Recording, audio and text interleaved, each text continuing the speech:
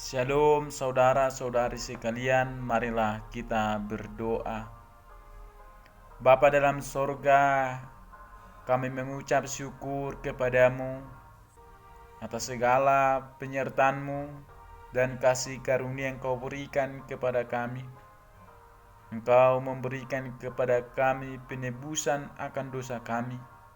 Kami sangat bersyukur kepadamu Tuhan atas semua itu. Kini kami Tuhan akan mendengarkan firman-Mu. Berilah kepada hati dan pikiran kami damai sejahtera-Mu di dalam mendengarkan firman-Mu. Dalam Putra-Mu Yesus Kristus kami berdoa kepadamu ya Bapa. Amin. Firman Tuhan bagi kita pada saat ini tertulis dalam kitab Kolose pasal 1 ayat 15 sampai ayat 20. Beginilah bunyinya. Ia adalah gambar Allah yang tidak kelihatan, yang sulung, lebih utama dari segala yang diciptakan. Karena di dalam Dialah telah diciptakan segala sesuatu, yang ada di sorga dan yang ada di bumi, yang kelihatan dan yang tidak kelihatan, baik singgasana maupun kerajaan, baik pemerintah maupun penguasa. Segala sesuatu diciptakan oleh Dia dan untuk Dia. Ia ada terlebih dahulu dari segala sesuatu, dan segala sesuatu ada di dalam Dia. Ialah kepala tubuh, yaitu jemaat. Ialah yang sulung, yang pertama bangkit dari antara orang mati, sehingga Ia lebih utama dalam segala sesuatu. Karena seluruh kepenuhan Allah berkenang diam di dalam Dia, dan oleh Dialah Ia memperdamaikan segala sesuatu dengan dirinya, baik yang ada di bumi maupun yang ada di surga, sesudah Ia mengadakan pendamaian oleh darah salib Kristus. Demikian pembacaan firman Tuhan.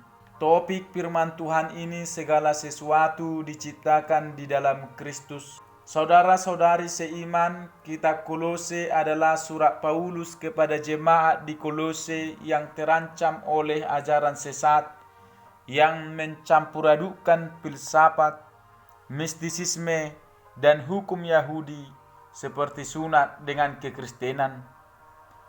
Atau lebih jelasnya lagi, jemaat di Kolose menghadapi ancaman dari ajaran palsu yang tampaknya memadukan unsur-unsur filosofis, praktik-praktik mistis atau seperti pemujaan roh dasar alam semesta, dan ketaatan pada hukum dan ritual Yahudi, misalnya sunat, aturan makanan, dan hari-hari raya.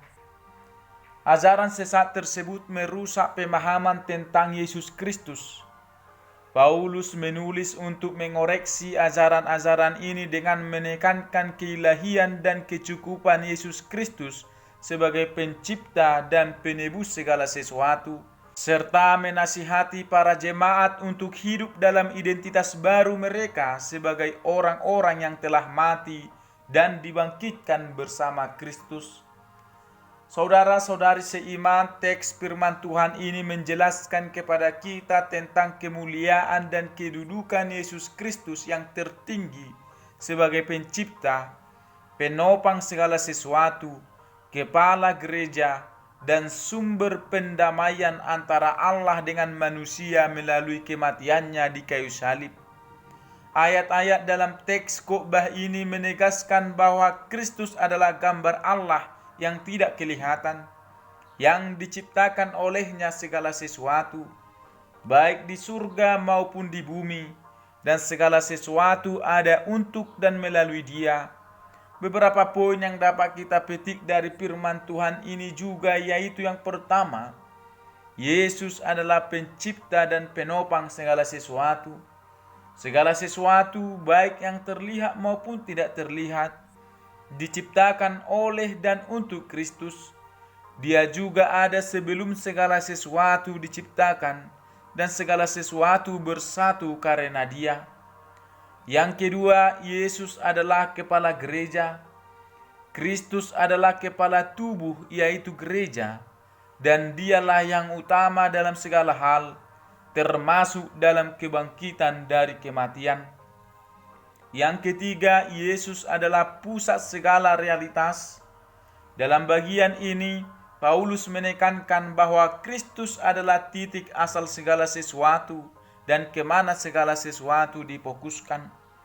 Sehingga kita tidak dapat memahami realitas tanpa melihat Yesus dalam cara ini.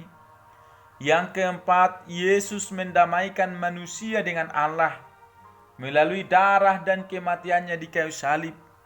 Kristus telah menciptakan perdamaian antara Allah dan segala sesuatu di bumi dan di sorga.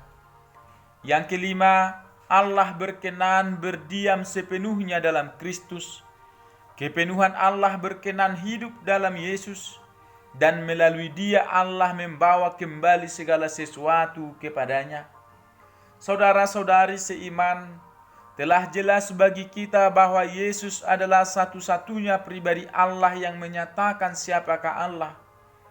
Dia tidak diciptakan dan Dia mendahului segala ciptaan yang ada.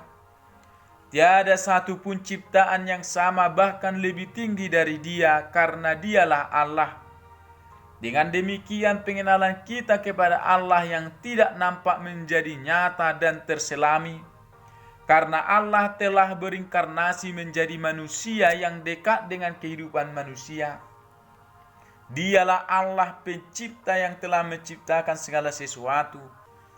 Maka Dialah penguasa sejarah manusia dan seluruh alam semesta. Seluruh ciptaan ada di dalam kuasa-Nya dan diciptakan demi kemuliaan-Nya.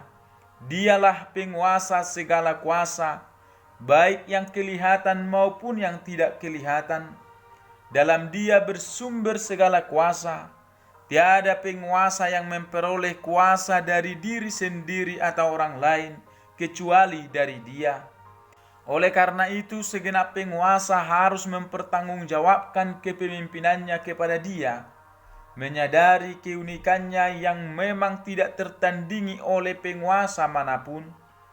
Masihkah kita berpikir bahwa ada penguasa-penguasa baik yang hadir secara nyata dalam dunia maupun penguasa-penguasa di dunia yang tidak kelihatan berada di luar kedaulatannya?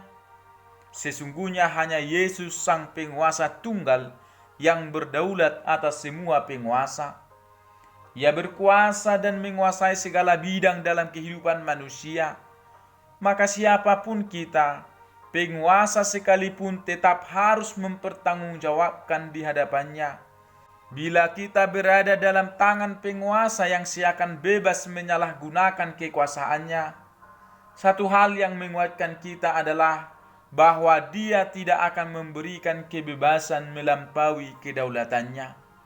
Saudara-saudari seiman, mari kita tetap beriman hanya kepada Dia.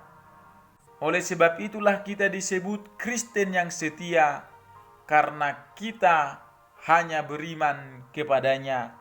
Amin. Kita berdoa. Bapa dalam sorga, puji syukur kami panjatkan kepadamu. Firman-Mu telah kami dengarkan. Kiranya kuatkan kami dan tolong kami Tuhan untuk melakukannya dalam kehidupan kami. Dan kiranya kami Tuhan tidak beriman kepada yang Kau ciptakan. Biarlah kami selalu beriman kepadamu yang menciptakan segala sesuatu. Dan kiranya Engkau tolong kami Tuhan untuk tetap setia kepadamu. Ampunilah kami Tuhan atas segala keberdosaan kami. Dalam Putra-Mu Yesus Kristus kami berdoa kepadamu ya Bapa. Amin. Salam sejahtera bagi kita semuanya. Shalom.